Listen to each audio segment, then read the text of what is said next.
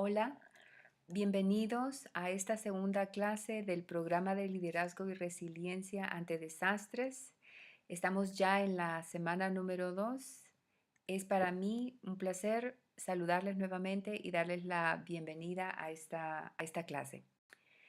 En esta semana, que inicia hoy 8 de abril hasta el 12 de abril, vamos a estar hablando de las dimensiones o aspectos de inteligencia emocional.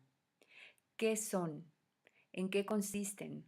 ¿Cómo se evidencia estas dimensiones de inteligencia emocional en las personas? Quisiera aprovechar, antes de entrar en materia, a recordar nuevamente la dinámica de la clase. Algunas fechas importantes: los días lunes, como siempre, la clase más la asignación de la tarea. La tarea está dividida en 3 etapas. Una de ellas es la tarea principal a entregar el martes de la próxima semana.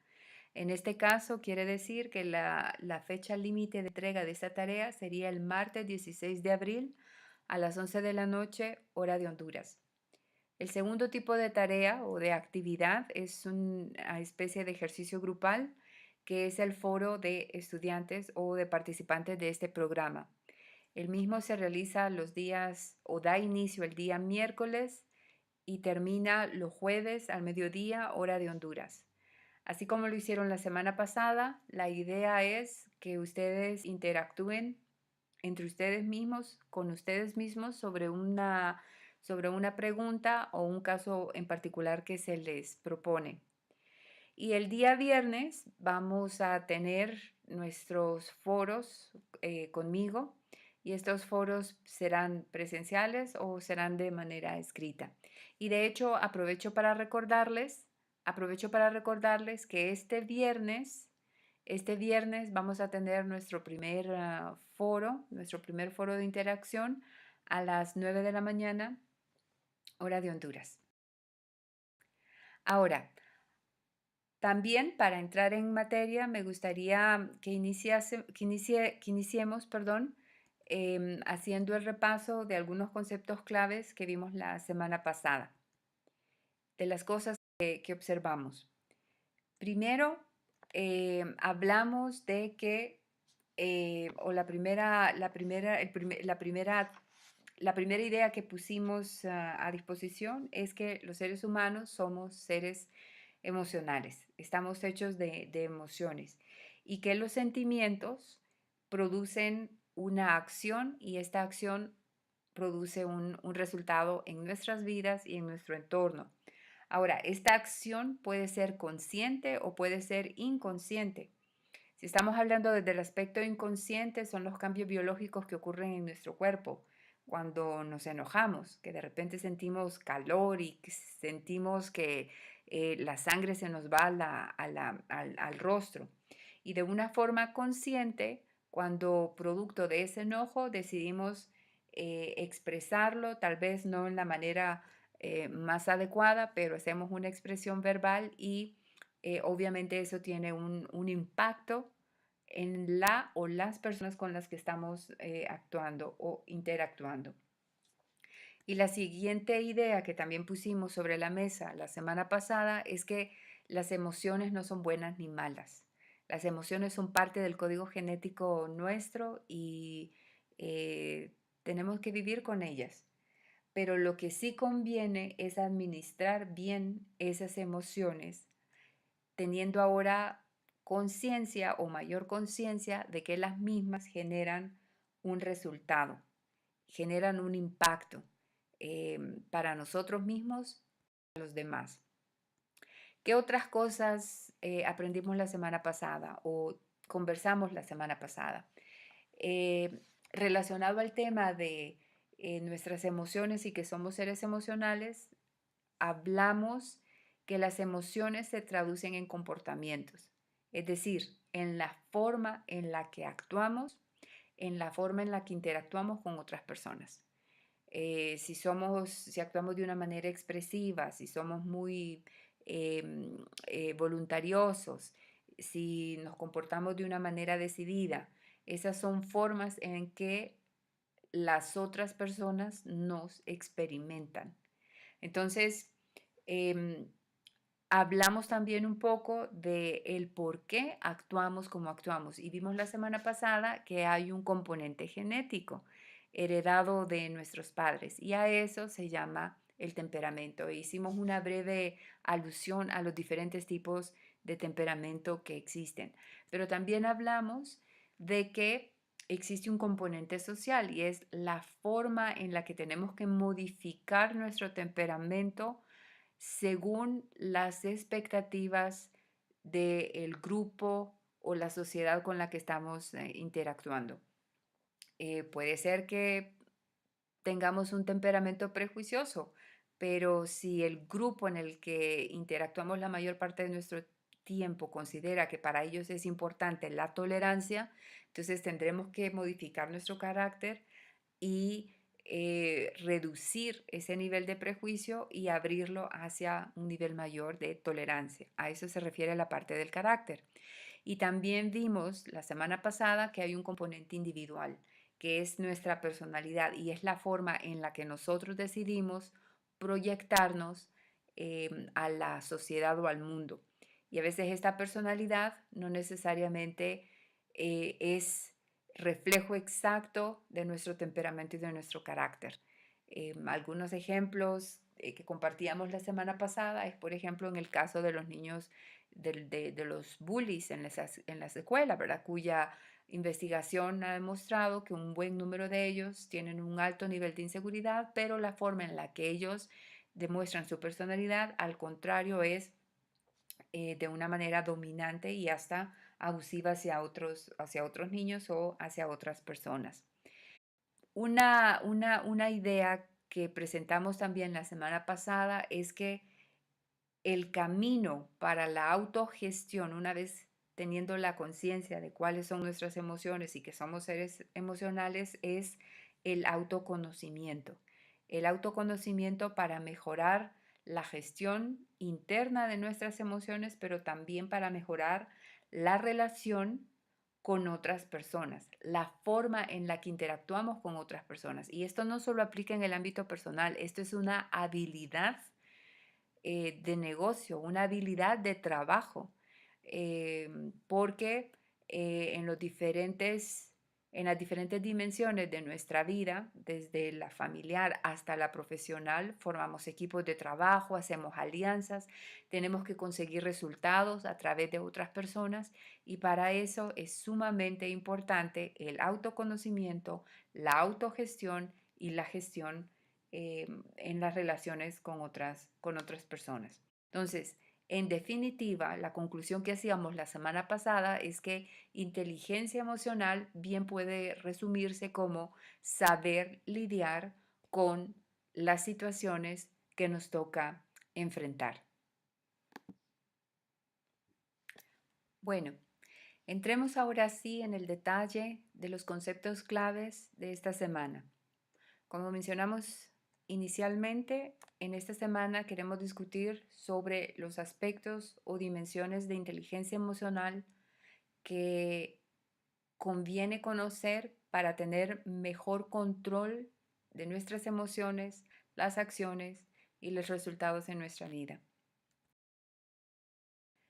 Me gustaría contarles la historia de Nick Sitzman. Nick Sitzman, un empleado del área de mantenimiento en una empresa ferrocarril en Estados Unidos. Como parte de su trabajo, se encargaba de dar mantenimiento a los vagones que son congelados, es decir, tiene un sistema de refrigeración para transportar productos o materiales perecederos de un lugar a otro. Con ya algunos años de experiencia y algunos años ya de trabajar en esta compañía. Un día se les comunicó a los empleados que podían salir un par de horas antes de su horario normal de salida para poder asistir a una fiesta de celebración del cumpleaños de su jefe, de su superintendente. Nick, a Nick no se le avisó de esta disposición y por error, por accidente, quedó atrapado en uno de los vagones de esta compañía de ferrocarriles a la cual estaba dando mantenimiento. La puerta se trancó, sus compañeros ya se habían ido, la puerta se cerró y lamentablemente él no podía abrirla desde adentro. Días después encontraron a Nick dentro del vagón. El vagón se encontraba con señales de haber sido rasguñado, haber recibido patadas para poder salir del vagón y lamentablemente encontraron a Nick muerto. Cuando le hicieron los respectivos exámenes de autopsia, encontraron que todo su cuerpo mostraba evidencias de haber muerto por hipotermia. Y de hecho también lo encontraron con una nota rasgada en las paredes del vagón, eh, rasgadas con sus uñas, despidiéndose de su familia y diciendo el mucho frío que sentía de estar en el vagón. Lo interesante de esta historia es que el vagón no estuvo nunca a más de 20 grados centígrados. Sin embargo, Nick pensó que el sistema de refrigeración estaba activado, que estaba haciendo frío y su cuerpo presentó síntomas de hipotermia. También quisiera que hablemos un poco de Stephen Hawking. Stephen Hawking, ustedes lo conocerán, quizás hasta inclusive hayan leído su biografía o visto su película biográfica, físico teórico, a quien a los 20 años le diagnosticaron una enfermedad degenerativa. La expectativa de vida que le dieron en ese entonces fue de cuando mucho 3 años. Y según su biografía, cuando él procesó la noticia de esta enfermedad degenerativa, la pregunta que se hizo fue, ¿y esto irá a afectar mi mente o solo mi cuerpo? Y cuando supo que su mente iba a estar bien, que era su cuerpo el que iba a padecer, dijo, bueno, mi vida no se acaba acá. Años más tarde, eh, es quizá reconocido hasta el momento como el científico más popular de este siglo, autor de numerosos libros, no solo en el área de la física teórica, sino inclusive libros para niños, escritos con una de sus hijas, en coautoría con una de sus hijas. Ha aparecido en muchos programas de televisión, hizo entrenamiento como astronauta, hizo parte del entrenamiento que hacen los astronautas a gravedad cero. Y a pesar de todas las expectativas, murió a los 76 años. Vivió muchos más años de los que los médicos le habían diagnosticado o pronosticado originalmente. ¿Cuál es la diferencia entre un Nick Sitzman y un Stephen Hawking? ¿Qué los hace diferentes? El peor amigo o el peor enemigo que usted puede tener es su propia mente. Porque usted cree que puede o si usted cree que no puede, en ambos casos tiene la razón. Los resultados que logramos son una consecuencia de nuestras acciones, como ya lo hemos venido conversando. Y esas acciones son producto de dos cosas, de las emociones, como lo vimos la semana pasada, y de nuestros pensamientos. Lo que pensamos determina también los resultados de nuestra vida. Si encontramos que el tipo de pensamiento que predomina es, por ejemplo, esta cultura latina es así y por eso no cambiamos. O mi matrimonio no mejora porque mi pareja no cambia. Tuve muchas dificultades, por eso no terminé mis estudios. Le caigo mal a mi jefe, por eso no progreso en la empresa. O soy alcohólico por el ambiente en el que crecí. Si usted ha escuchado esas expresiones, si conoce personas que han expresado este tipo de pensamientos o similares, no tienen por qué ser iguales, pero similares, ese tipo de personas consideran que sus resultados en la vida son producto de las circunstancias que les rodean. Es decir, el control de su destino no lo tienen ellos, está afuera, en las circunstancias. Y a esto es a lo que se le denomina locus de control externo. La gente con un locus de control externo culpan a otros por sus infortunios y tienden a ser pasivos porque están convencidos de que lo que les sucede en la vida y los resultados que ellos obtengan no dependen de sí mismos. Esta es la diferencia entre un Stephen Hawking y un Nick Sitzman. Uno pensaba que a tal grado que lo que le sucedía a él dependía de las circunstancias, su mente lo convenció de que habían unas circunstancias especiales que hasta su cuerpo reaccionó ante esas circunstancias. Lo mismo con Stephen Hawking. Dijo, yo, a pesar de que no tenga cuerpo o mi cuerpo se esté degenerando, mi mente sigue intacta. Y mientras yo tenga mi mente, puedo lograr y hacer lo que se supone vine a hacer a este mundo. Entonces, las personas con un locus externo de control tienden a pensar que lo que les sucede es culpa de los demás y que ellos no pueden afectar sus resultados en la vida o en su ambiente de trabajo. Hay otras personas cuyo estilo de pensamiento es el opuesto y puede reflejarse o ejemplificarse de la siguiente manera. Voy a estudiar inglés para poder aplicar a esa beca. Estudiaré de noche para poder obtener mi título. Voy a ahorrar un año para comprar un auto. Voy a tener un título universitario. Estos tipos de pensamiento están en aquellas personas que están convencidas que los resultados en su vida son producto de sus acciones y que sus acciones son el resultado directo de lo que uno piensa. El mejor o peor enemigo que uno puede tener es su propia mente. Si usted cree que puede lograr las cosas, está en lo correcto. Pero me temo que si usted piensa que no puede, también está en lo correcto. A esto se llama locus de control interno. Y el locus de control interno hace la relación directa pensamiento, acción, resultados.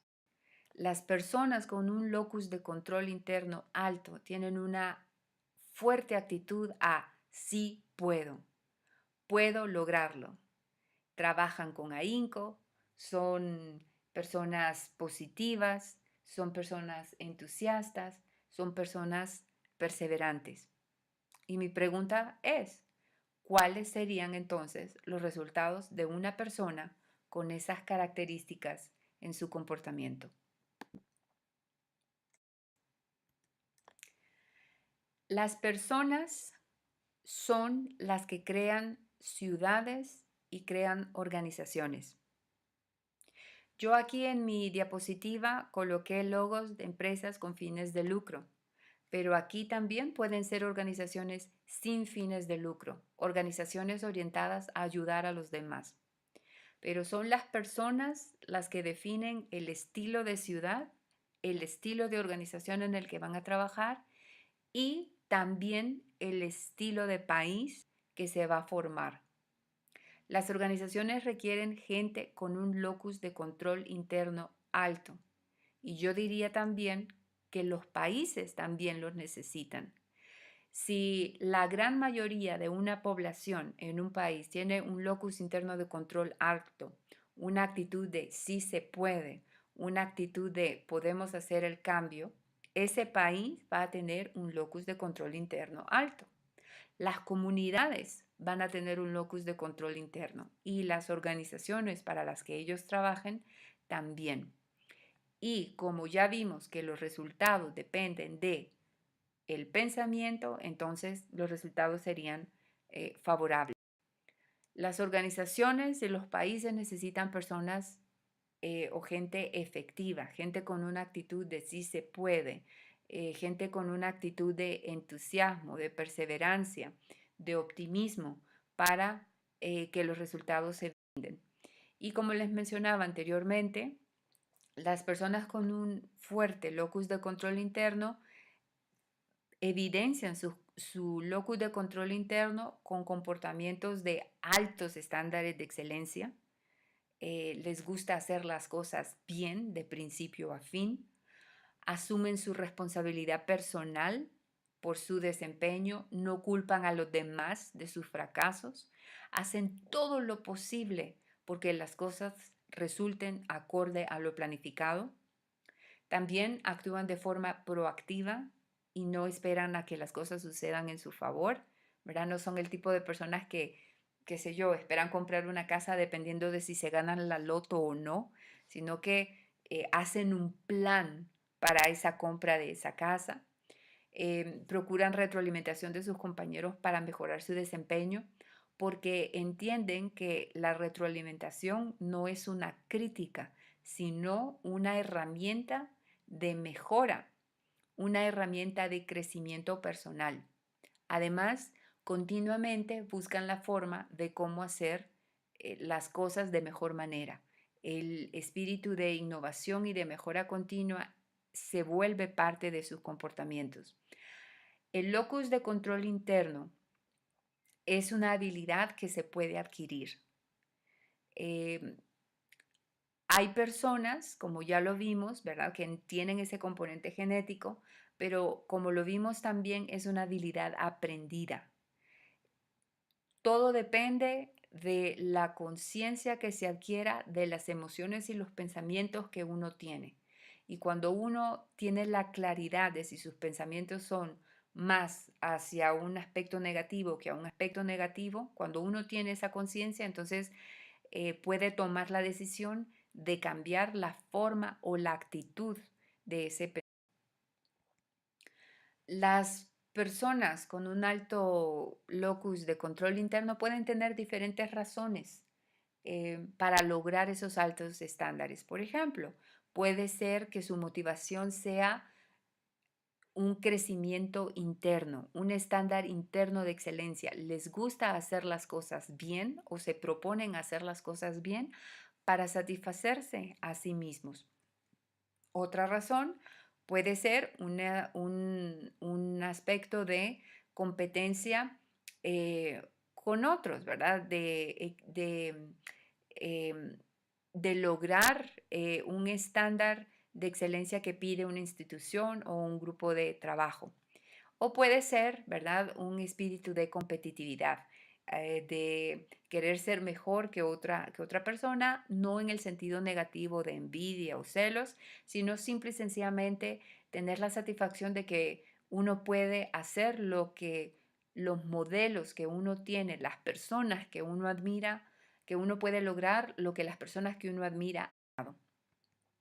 Otra razón para tener un espíritu de logro puede ser alcanzar algo que nadie más ha logrado.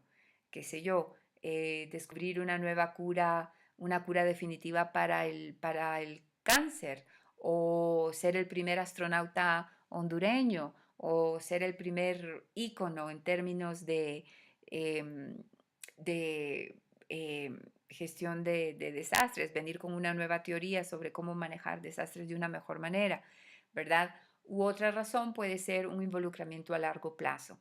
Estoy comprometido con un proyecto y voy a hacer todo lo posible por lograr ese proyecto. Otras motivaciones que pueden existir, además de las que hemos visto ahorita, puede ser, por ejemplo, una motivación de afiliación. A lo que se refiere a la motivación de afiliación es que nos gusta ser parte de un grupo Y nuestra primera razón para lograr algo es ser aceptado o tener la aprobación de un grupo que es importante para nosotros. Puede ser nuestros compañeros de trabajo, puede ser la familia, puede ser la sociedad. Cada una de estas, esto tiene sus pros y sus contras, porque todos queremos ser parte de un grupo, todos necesitamos la aprobación. Pero si el ser parte de un grupo se vuelve más importante que el resultado mismo, entonces hay una descoordinación ahí. Por ejemplo, por ser parte de un grupo, qué sé yo, que decide de repente irse a un restaurante, no presentar una tarea. O em, por ser parte de un grupo y no querer ir en contra de lo que el grupo dice, tal vez irse a una huelga, aun cuando la huelga represente no ganar o no tener un ingreso con el cual dar un sustento a la familia por varios días.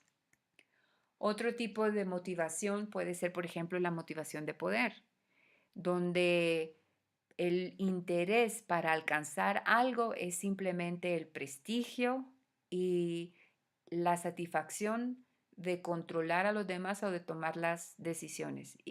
Una motivación de satisfacer esa necesidad de superioridad. Y generalmente estas personas hablan en términos de yo en lugar de nosotros. Otro tipo de motivación para lograr resultados puede ser lo que se llama la motivación de tarea. La motivación de tarea se refiere a que la única aspiración que tiene determinada persona para realizar algo es cumplir con lo que se le ha pedido. Esto no significa que la persona sea irresponsable. Al contrario, la persona hace lo que se le pide, le guste o no le guste hacerlo, y probablemente lo hace bien, pero no tiene el espíritu de la mejora continua. Cómo reducir el tiempo en el que, qué sé yo, una actividad pueda tomar, cómo realizar un proyecto en menor tiempo. Em, está satisfecho con la forma en la que se hacen las cosas actualmente y no las desafía para hacerlas de una mejor manera. Y otro tipo de motivación es lo que se conoce como la motivación no relacionada, que se refiere a que la razón por la que hacemos un determinado trabajo no tiene nada que ver con el resultado del trabajo en sí. Por ejemplo, de repente alguien tiene 10 cosas que hacer, tiene 8 horas para hacerlo, pero procura hacerlas en 7 para salir temprano. No por la satisfacción de haber hecho esas 7 actividades rápidamente, sino porque su motivación es salir temprano, irse del área de trabajo. Entonces, su satisfacción no está en el trabajo, sino en salir. A eso se refiere la motivación de imágenes no relacionadas. Entonces, ¿cuál es lo que usted más piense? Eso es lo que lo motiva. Si usted en lo que más piensa es la satisfacción de tener poder, prestigio, de dominar a otros, esa es su motivación. Si lo que usted más domina su pensamiento es la necesidad de ser parte de un grupo, de encajar dentro de un grupo, quiere decir que su motivación es una motivación de afiliación. Si su motivación es simplemente cumplir sin introducir mejora continua, entonces quiere decir que su motivación impera la motivación de la tarea. Entonces, en lo que usted más piense, eso es su motivación. Y el ejercicio al cual quisiera invitarlos de una manera muy atenta y con todo el respeto del caso, es que de aquí en adelante analicen el tipo de pensamiento que ustedes tienen y que revisen si es un pensamiento que encaja más en la definición del locus de control interno o es un pensamiento que encaja más a un locus de control externo.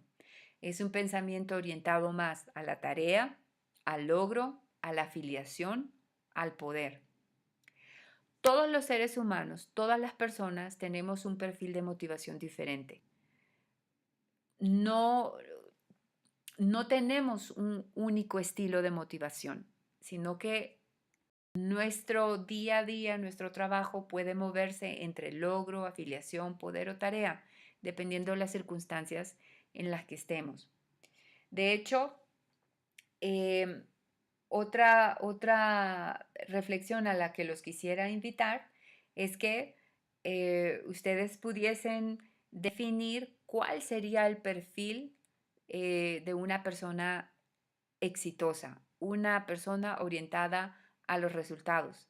¿Tendría un mayor nivel de logro o de afiliación o de poder? ¿Cuál sería el porcentaje de cada una de esas afiliaciones?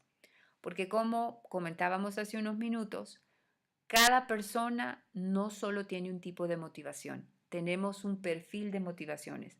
Dependiendo de la situación que estemos encarando, a veces predominará la afiliación, en otras ocasiones le daremos un poco más de importancia a la motivación de poder o la de logro, pero cada uno de nosotros tiene un perfil de motivación. Bueno, hablemos de otras dimensiones relacionadas al tema de inteligencia emocional.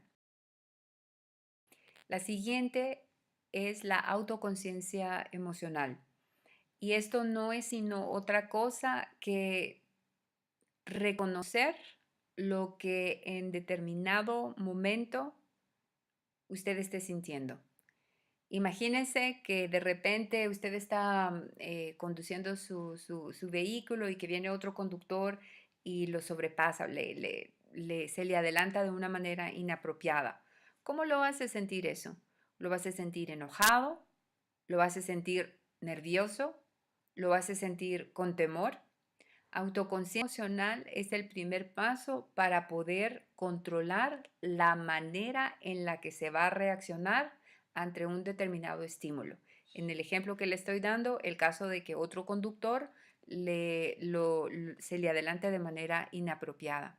Autoconciencia emocional es eso, que en una determinada situación usted pueda reconocer la forma, la emoción que está teniendo en ese momento. Otra habilidad importante de la inteligencia emocional a dominar es la autoevaluación acertada, que no es sino otra cosa que comprender cuál es la habilidad o competencia que usted tiene para una determinada labor o una determinada tarea o una responsabilidad que se le ha brindado. Autoevaluación acertada significa que sé qué es lo que mi trabajo requiere para poderlo hacer bien, cuáles de esas habilidades tengo, cuáles de esas habilidades me hacen falta y cómo me tengo que preparar al respecto. Otra dimensión de inteligencia emocional en la cual conviene tener maestría, alcanzar maestría, es la confianza en sí mismo. La confianza en sí mismo no significa ser temerario.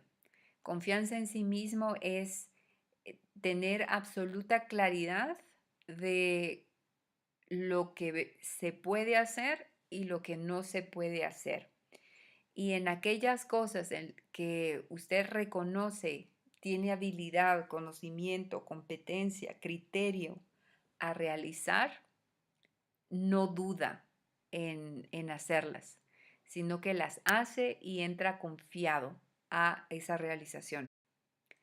El autocontrol es otra dimensión de la inteligencia emocional y esta dimensión está muy relacionada, va muy de la mano con autoconciencia emocional. Solamente cuando usted reconozca qué es lo que está sintiendo en un momento particular, puede entonces de manera racional tomar la decisión de cómo va a actuar ante ese estímulo, ya sea presión, elementos de sorpresa, pero con la autoconciencia de sus emociones puede lograr entonces el autocontrol. Si está enojado, reconocer que está enojado internamente, personalmente, y reconocer que está enojado y analizar cuál es la mejor forma de abordar o de reaccionar ante esa situación. Otro elemento de la inteligencia emocional tiene que ver con la confiabilidad, pero la confiabilidad es un tema de percepción. ¿Cómo me ven los demás? Soy una persona que demuestra que es una persona en la que se puede confiar. La confianza no se pide prestada ni se demanda, la confianza se gana. Y la forma en la que se gana la confianza es a través de la consistencia, haciendo lo que se dice, ¿verdad? Predicando con el ejemplo, que va desde ser puntual hasta tener hasta tener cierto nivel de ética en sus relaciones. Pero es un tema de percepción. Si me muestro como una persona a la que se le puede hablar, a la que se le pueda hacer ciertas confidencias, porque está la garantía de que no se va a hacer público lo que se hace en forma de confidencia, si soy una persona que cumple lo que promete, ¿verdad? Todo eso tiene que ver con la parte de cuál es el nivel de confiabilidad que los demás ven en. La siguiente dimensión de inteligencia emocional tiene que ver con la responsabilidad y no es sino otra cosa que la habilidad de asumir responsabilidad personal por su desempeño. Em, Hacerle sentir a la otra persona que puede confiar porque en lo que usted se ha comprometido o lo que se le ha solicitado se va a llevar a cabo en tiempo, en forma y con el uso correcto de los recursos que se le hayan asignado.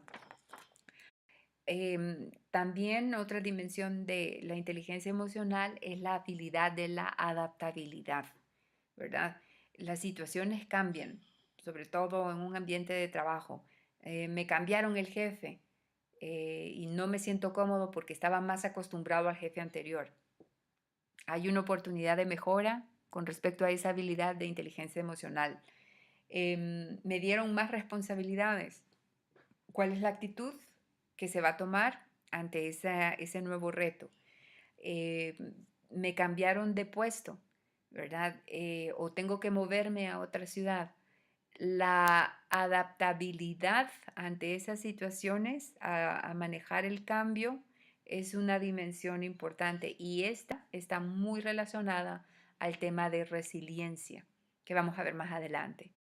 Y otra habilidad importante tiene que ver con la innovación, el deseo de hacer las cosas mejor, de constantemente procurar y aceptar nuevas ideas, ¿verdad? De no cerrarse a que solo uno tiene la razón, sino que estar siempre abierto a la posibilidad de que la sugerencia de otra persona sea la ruta correcta.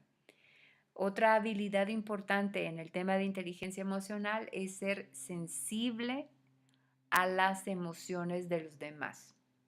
En otras palabras, tener la habilidad de leer e interpretar las emociones de los demás, de escuchar lo que los otros dicen y de escuchar lo que las otras personas no dicen. Y en función de eso, poder gestionar mejor una relación de trabajo. Y esto tiene mucho que ver con la conciencia política. Y esto no tiene nada que ver con cuestiones gubernamentales o de política de país.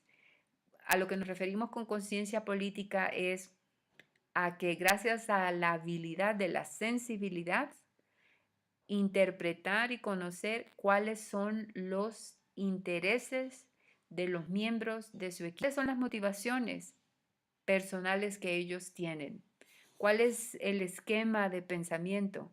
¿Tienen ellos un locus interno de control también o un locus externo de control?